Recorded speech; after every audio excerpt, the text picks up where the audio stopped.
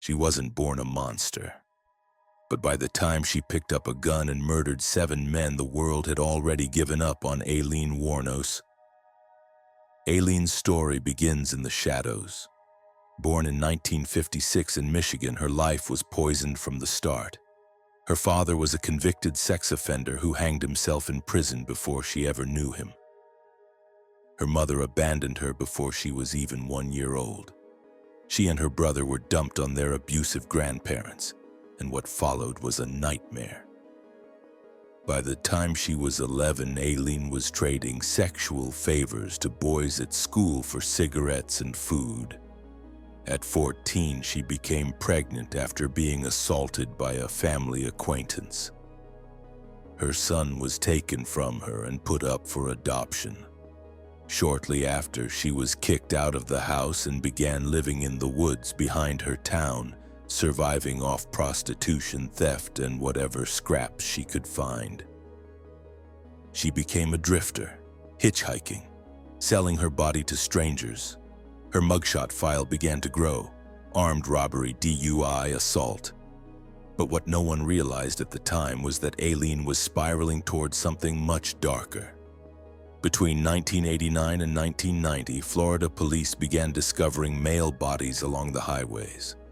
All had been shot multiple times with a .22 caliber revolver. The victims were truckers, drifters, and middle-aged men who had picked up a hitchhiker. It didn't take long before suspicion turned toward a woman seen with several of the victims. That woman was Aileen Wuornos. When she was arrested in 1991, she first claimed self-defense. She said the men had tried to assault her and she was only protecting herself. But the details didn't line up. One of the victims was found with his pants still zipped. Another had been shot in the back. And when police found property from the victims in Aileen's storage unit, it became clear this wasn't about survival. It was about revenge, rage, and deep, boiling trauma. What made the case even more disturbing was how Aileen behaved in court. She ranted at the judge. She screamed at reporters. She changed her story multiple times. Her mental state deteriorated with every public appearance. And yet, she confessed to the killings one after another in chilling detail. In her taped confession, she said, "I'd have to say I'm sorry for what I've done. I am, but I'm also not. I wanted to kill those men. They deserved it."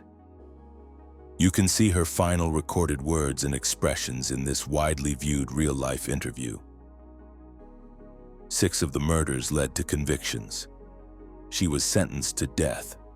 Her trial raised serious questions about mental illness, abuse, and how society treats women who snap. On October 9, 2002, Aileen Wuornos was executed by lethal injection at Florida State Prison. Her final words: "I'm sailing with the Rock and I'll be back. Like Independence Day with Jesus, June 6th. Like the movie Big Mothership and all, I'll be back." And just when you think the horror can't get more chilling, we move from the highways of Florida to a place meant to protect the most vulnerable, a children's hospital, where one woman used her medical position not to save lives, but to take them. Hospitals are supposed to save lives. But when Janine Jones walked into a pediatric ward, it became a place of death.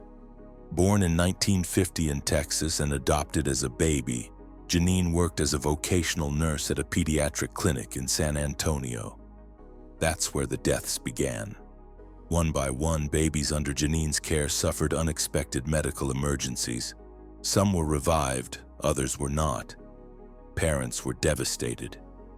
Yet Janine always seemed to be the first to respond, the one trying to save them. But she was the one creating the crises. She injected children with drugs they didn't need, heparin, digoxin, succinylcholine, to induce heart failure. Then she would respond dramatically to rescue them. Her pattern unraveled when baby Chelsea McClellan died after Janine gave her an unauthorized injection. Investigators uncovered a chilling trail. She may have been responsible for over 60 deaths. In 1984, she was convicted of murder and sentenced to 99 years in prison. She was nearly released in 2017 but was charged with 5 more murders. In 2020, she pled guilty and received a life sentence. She remains behind bars, a woman who harmed the most vulnerable for attention and almost walked free. You'd think a hospital would be the last place someone could get away with murder. But sometimes evil hides in uniforms.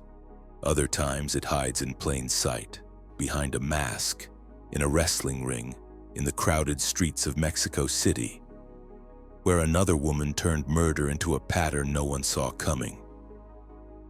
A former professional wrestler and single mother, Juana Barraza, lived a double life in Mexico City. Born in 1957, her childhood was marked by severe abuse. Her alcoholic mother reportedly gave her away to a man in exchange for drinks, a man who abused her for years. In the late 1990s, elderly women in Mexico City began turning up dead. They were strangled, usually in their own homes, often by someone posing as a social worker. In 2006, Juana was caught fleeing from the scene of a murder. Inside her home, police found personal items linked to multiple victims. She confessed to one killing but was tied to as many as 40. Experts said she was driven by rage tied to her past. The victims reminded her of her abusive mother. In 2008, she was sentenced to 759 years in prison. Juana's story reveals a terrifying truth. Anyone, even a neighbor, even a helper, can hide a dark secret. You'd think a hospital would be the last place someone could get away with murder. But sometimes evil hides in uniforms. Other times it hides in plain sight, behind a mask in a wrestling ring in the crowded streets of Mexico City, where another woman turned murder into a pattern no one saw coming. From Mexico's crowded apartments to a quiet Italian village, the horror doesn't stop. Because this next woman didn't just kill. She believed her crimes were a sacrifice, and what she did with the remains shocked the world. In 1939, Italy, Leonarda Cianciulli was a respected mother and soap maker, and a deeply superstitious woman. After losing several children, she believed a curse had been placed on her. When her eldest son was drafted into the army, she was convinced he'd only survive if she offered human sacrifices. Her victims were local women. She lured them in with promises of matchmaking or work, drugged them, and, in a horrifying twist, dismembered them. She claimed to have turned their remains into soap and tea cakes. She was caught after a relative of one victim raised suspicion. Police found tools, records, and damning evidence in her home.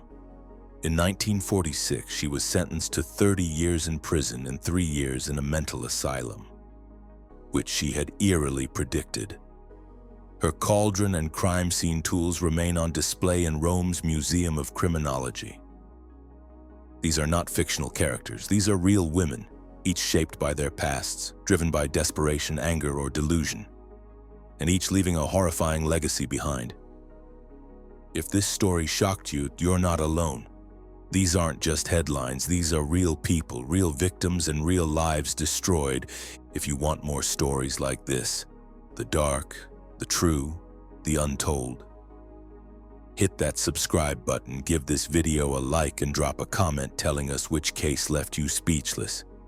And remember, not every killer looks like a monster, and some wear a smile, some wear a badge, and some are still out there,